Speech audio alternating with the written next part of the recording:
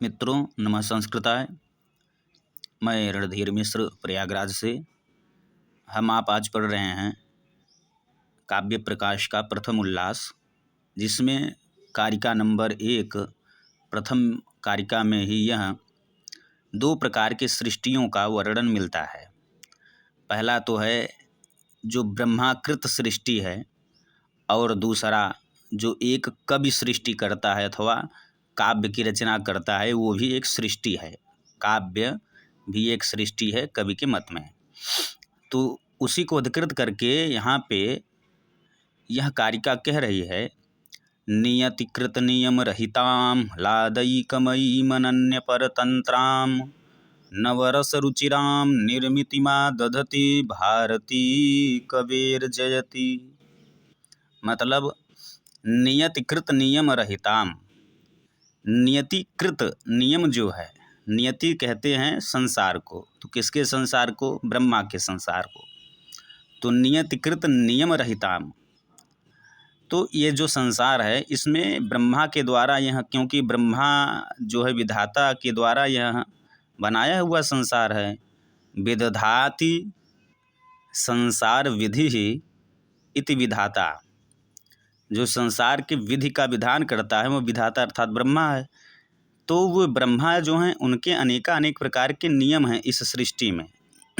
नियम से ही उनकी सृष्टि चल रही है। परंतु यह जो है नियतकृत नियम रहिताम, यह भारती अर्थात माँ सरस्वती और कवि की वाणी अर्थात काव्य में जो कवियों ने अपने उस महावाक्य का प्रयोग करके काव्य बनाए हैं, तो उनके काव्य में और ब्रह्मा जी के काव्य में क्या अंतर है, वो अंतर इस पे दिखाया जा रहा है इस श्लोक में। आप लोग देख सकते हैं। तो नियतकृत नियम रहिताम भारतेर कविर जयति। तो नियतकृत जो नियम है अर्थात ब्रह्मा जी की यह जो बनाई हुई सृष्टि है, इससे रहित है, अर्थात इससे अलग सृष्टि कवि की होती है। और आगे क्या कहते हैं? ह्लादैकमयीम अनन्य परतंत्राम। तो ह्लादेन एकमयी, और ब्रह्मा जी के सृष्टि में क्या है कि उनमें अनेक प्रकार के बहुत सारी जो है सौरभ आदि गुणों से वहाँ पे वो परतंत्र सृष्टि मानी गई है। मतलब बनाए तो जरूर वही हैं, लेकिन चलाने के लिए अनेक प्रकार के नियम हैं उनमें।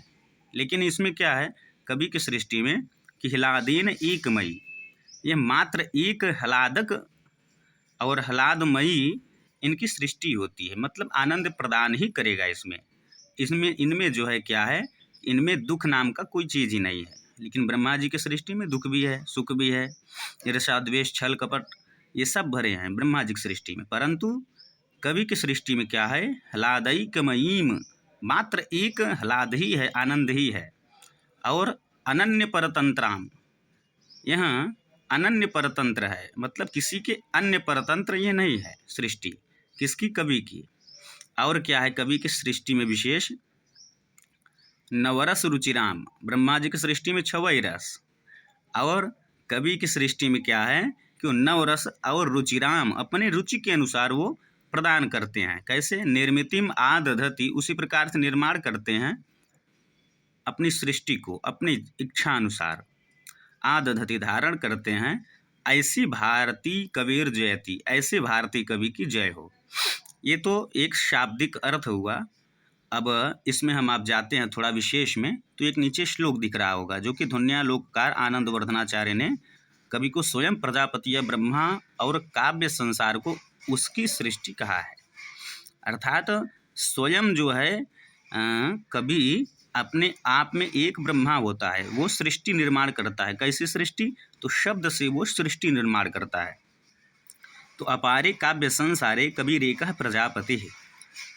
इस काव्य संसार में मात्र एक ही प्रजापति होता है, कवि एकः प्रजापति है। तो ये जो अपार संसार है काव्य रूपी, इनमें एकमात्र कवि ही प्रजापति, कवि ही ब्रह्मा होते हैं। और क्या करते हैं? यथास्मै रोचते विश्वम तथेदम परिवर्तते।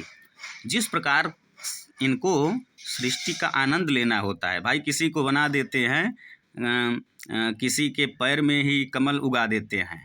हाँ, तो कहाँ किसी के मुख में ही कमल कह देते हैं कि भाई आपका मुख जो है कमल के समान है। तो कमल का वास्तव स्वरूप तो मुख में उसका उत्पन्न होना नहीं होता है, परंतु जो कवि चाहते हैं वे अपने हिसाब से सदेह हम सभी को स्वर्ग में पहुंचा सकते हैं। तो यथास्मय रोचते विश्व में, इनको जैसा अच्छा लगता है उस प्रकार की एक नई सृष्टि आरंभ कर देते हैं। यही है, इसी को लोग कहे हैं, क्या कहे हैं, जहाँ न पहुँचे रवि वहाँ पहुँचे कवि। तो यही चीज़ है कि इनको जो अच्छा लगता है वो ब्रह्मा की सृष्टि से भी ये एक अलग सृष्टि, शाब्दिक सृष्टि बना देते हैं, जिसको हम आप काव्य कहते हैं। तो उसी काव्य रूपी वाणी की यहाँ पे इस कारिका में जय जयकार की जा रही है। तो नियतिकृत नियम रहिताम, जो नियतिकृत नियम है, ब्रह्मा के द्वारा जो नियम रूपी इस संसार में चल रहे हैं, उन नियमों से रहित होता है। रहिताम ह्लादैकमयी मनन्य परतंत्राम, और वो जो सृष्टि होगी कवि की, वह इन नियमों से, ब्रह्मा के सृष्टि के नियमों से रहित होगा और मात्र एक आनंद प्रदान करने वाला होगा। और अनन्य परतंत्राम, वो अन्य परतंत्र नहीं है, अनन्य परतंत्र है वो, अर्थात स्वयं कवि उसका ब्रह्मा है, उस सृष्टि का ब्रह्मा स्वयं कवि है।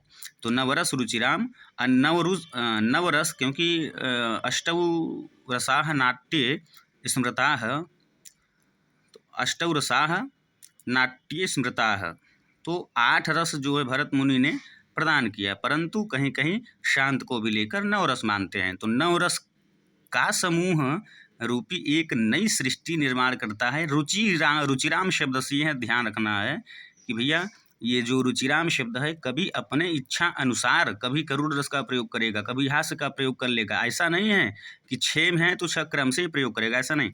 वो अपने इच्छा अनुसार रसों को प्रयोग करके निर्मितिम आदधति सृष्टि, वो निर्माण करता है सृष्टि।